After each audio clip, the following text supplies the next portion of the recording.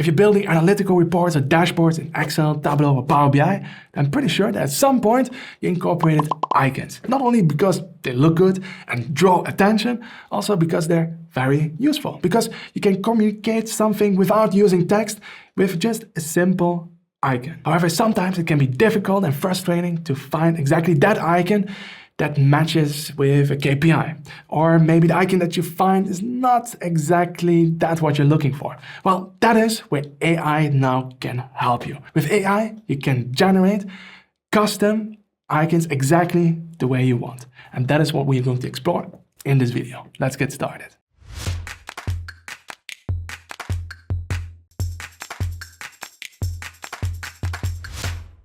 If you're building analytical reports and dashboards, then I'm pretty sure that most of you at some point incorporated icons. First of all, because they simply look good, but also with just a small, simple icon, you can clearly communicate what something is about without having to use text. Now that means you have been searching through different icon libraries, like the one in PowerPoint or maybe a website like flaticon.com. However, the problem is that you might not find the icon that perfectly represents that KPI that you're showing there.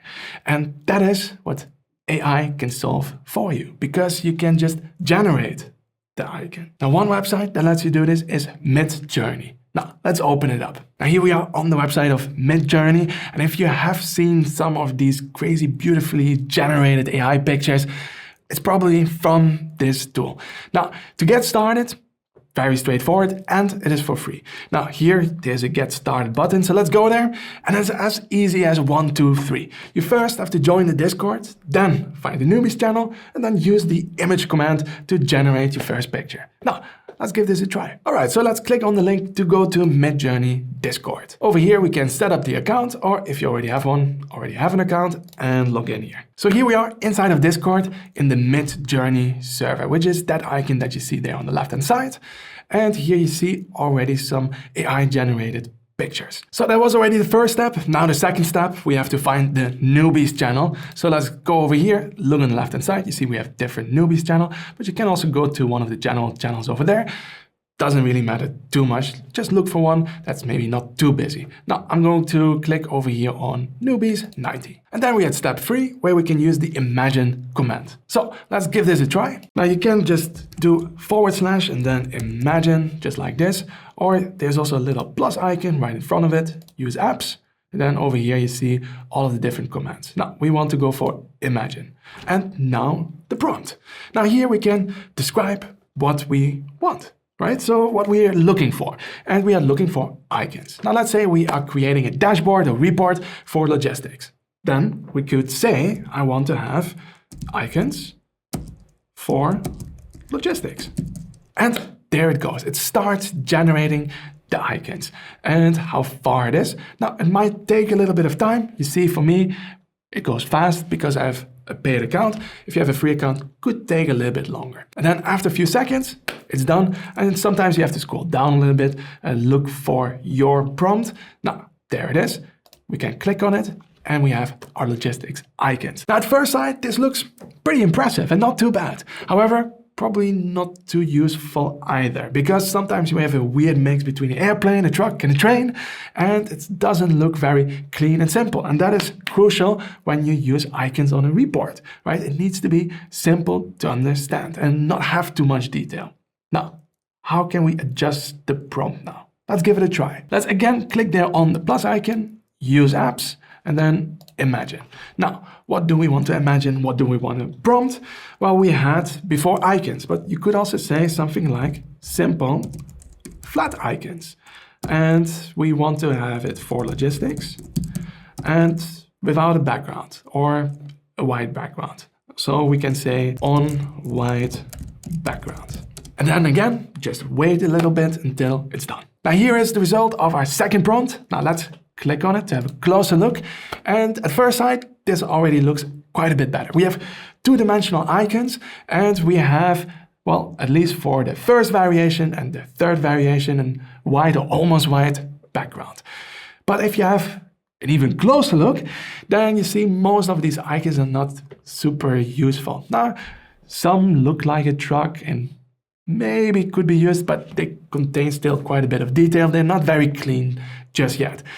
And we could keep on adjusting that prompt to try to optimize it, but I've tried and failed every single time. However, if you do it icon by icon, then you can get really good results. And that's what we're gonna do next. Okay, so now we are not newbies anymore. So let's move to one of the general rooms. Okay, now I'm gonna pick channel 5. And also here we can use our imagine prompt. So / and then imagine, press tab to select.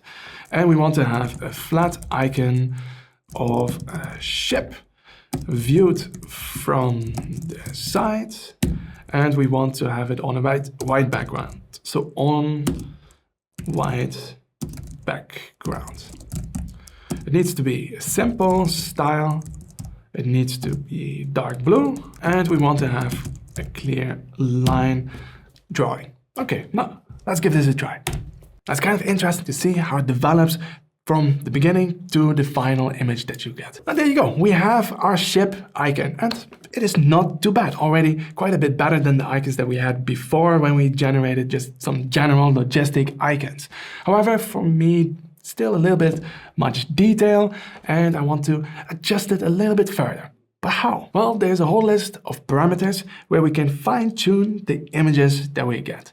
Now, where can you see these parameters? In the documentation. So let's go back to that documentation page where we were before.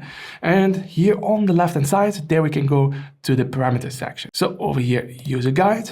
And then we have, first of all, the commands. So explore those as well. But for now, parameters is what we are interested in. Now here you have a quick overview of all of the parameters, and if one is particularly interesting, you can get a specific example just by clicking on it. So let's go to the first one that's interesting for us, and that is how stylized it is. So over here you see stylized. Now let's click on it. Now you will see all of the details of what it does, and basically the higher the number, the more realistic it gets. Okay, so it is a number that goes from 0 to 1,000. So let's give this a try. Now you see we need to say either -- and then stylize, or -- and then the number. And by default it is 100, which you can see also over here. Now let's go back, and then we just copy exactly that same prompt from before, and then we just create the next one. So imagine, and then here we just paste it in, and then here at the end -- then and ask for stylize, and then space, and then the number that you want. So let's say we want to have something that's not stylized at all. Then we type in a 0. All right, now let's try this. And at the same time, I'm going to copy that, and then again, have an imagine prompt, but now stylized, and then 1,000. Now here we have the two. You see, the one that is not stylized at all became much more simplified, and the one that is very stylized, more artistic, has more detail. Now, for icons, it's probably better to have a lower number. Maybe this is a little bit too low, and I would go a bit higher. However, you want to have simple icons, usually, because it's easy to understand and see what's up if you place it on a report later. Instead of looking at these two in the Discord room, what you can also do is go back to that Midjourney page where we started, and then just sign in here, and then we can click on authorize, and here you see some of the icons that I generated before, and on the left hand side there we can also click on explore, and for example explore icons and see what other people used for their prompts. And so this might also be a perfect starting point. But for our purposes, we just click here now on home, and then here we can switch between upscales, grids, and all. And we want to go first of all to all. And here we have the results of the last two prompts. But before we're going to use one of these images, let's see if we can get them even better. Now, for that we have more parameters to work with. So the next one that we're going to look at is, first of all, the version of Midjourney that we're going to use, and how much chaos we want. All right, now let's go to the documentation again, and then here you see chaos, and chaos just means how much variation there is between the variations that it returns. So if you go for higher numbers for chaos, you will get more unusual results. Now, another parameter that we're going to use well, is the version. So here you see we have the version. Now here you have an overview of the different versions of Midjourney. And by default, it uses version 4 at the moment, but there is already version 5, which might give you a more accurate result for the prompt. Or you might want to go for a certain style, then you can use a different type of model. For example, if we scroll down a little bit, and here you find something that's called the Niji model, which gives you a totally different result compared to that version 4. All right, now let's give version 5 a try. Let's go to the Discord channel. Now let's copy over that prompt from before. And then here we can type in our imagine prompt again. All right, and then here at the end, we have our parameters. Now for stylized, I'm going to go a little bit higher than before. And we can say that the version that we're going to use this time is version 5, something different. And we want to have chaos. Well, 0 is the default anyways, but let's start with that. Let's click on enter. And there it starts to generate the images again. It's always exciting to see how it develops. And it's done. And if you ask me, looks pretty good. Simple, easy to understand icons, just like I was looking for. Now, if you want to have more detail, then you could still increase that stylized number over there. If you want to have a bit of a different style, try one of the other engines. And if you want to have more variations, more surprising results, well, then we could still increase that chaos number there at the end. So now it's just a matter of playing around with the parameters and maybe also include some of the other parameters that were there. Now, over here, let's give it one more try. Again, imagine. And now I'm going to put the chaos to the max, so 100. And there it is. Now, the result is definitely more surprising. However, not exactly what I was looking for. So you see, it can make a huge difference if you just change one of these parameters.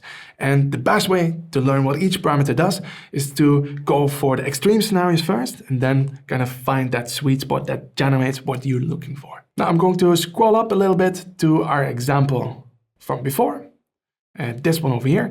And now here at the bottom you see these different buttons. What do they mean? Well, over here you can upscale the image that you like. So we have 1, 2, 3, 4, or you might want to look still for a different variation, right? So you could also click here on variation. Let's say you like this one, and it would generate automatically a different variation for you. Now here I have a tip. If you want, you can also be a little bit more specific how that variation should be generated. So you could go over here, / and then settings. Now let's press enter. Now here you have all of the default settings. You can switch to version 5 if you like this as the default. Now you can also go for remix mode, which I usually have turned on, which means if we click there on variation, we have a little bit more options to say how it should be regenerated. Now let's try it out. Let's click here on version 4. That's the one I like the most. Now this is what this remix prompt looks like that we just turned on. Here we can now adjust it, right? So maybe you're interested to see how it looks like with version 4, right? Now I changed this to version 4, click on submit. And there you go. Here we have the result of the mixed with version 4. And you see it adds a few extra elements. Now, if you like that, then go for one of these. However, I always like them as simple as possible. So I'm going to go back to the result that we actually had before. And instead of looking for different variations, this is the one that I'm going to pick. And if you make that choice, you can just click here on U4, upscale the 4th one. And also these upscaled images will be showing as an extra prompt. So here at the bottom, there it is. Now I would like to have a similar icon, but then for a plane or for a truck or for a train. Now, how would you do that? Now, of course, one thing that we could try is to, well, copy exactly the same prompt, Control C, and then over here, go for our imagine prompt, paste that in there. Instead of ship, we could put in truck or train. And there you go. Here we have our 4 variations of a truck icon, which all match pretty well with the ship icon from before. Now, that is because also these icons are very simple, right? And they're all dark blue. Sometimes when you have icons that have a bit more variations, then it gets a little bit more tricky. But what you can do is use the previous image as a seed for the next one. Now, to do that, you first have to upscale one.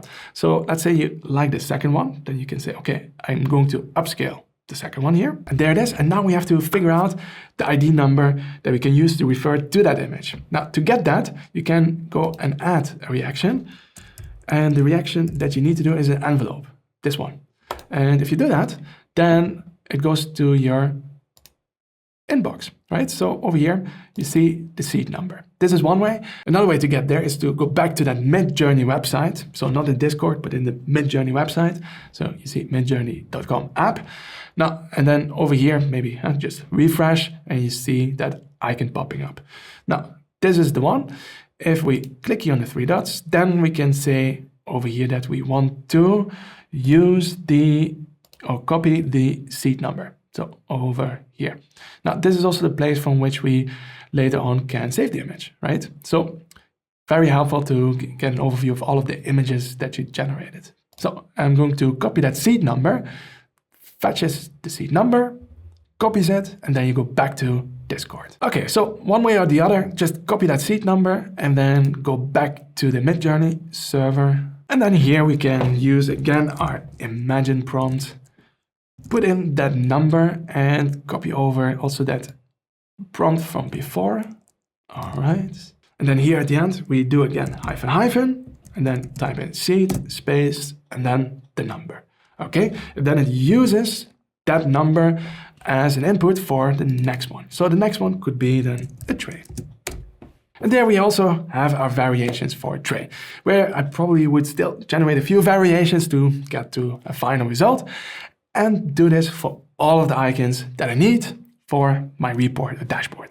Okay, but once you have done that, what then? Well, then we need to download them, right? So over here, you could send them to your inbox, go to that inbox, and from here, we can just click on the icon, open in the browser, and there you go, right click, and then save image as.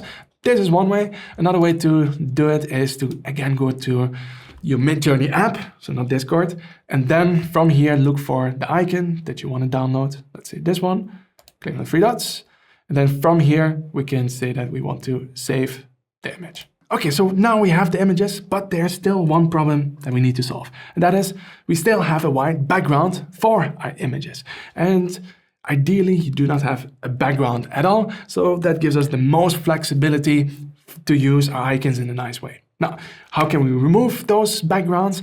Well, there are many tools. You can even do it in PowerPoint with the Remove Background tool, or again, you can use a different AI tool. So, as we are on the topic of AI, let's do it with a different AI tool. So let's go to, over here, the website that's called removal.ai. Now here we can drag and drop our icon and it removes the background for us. So let's give this a try, and boom, the background is gone. Now we just need to download it.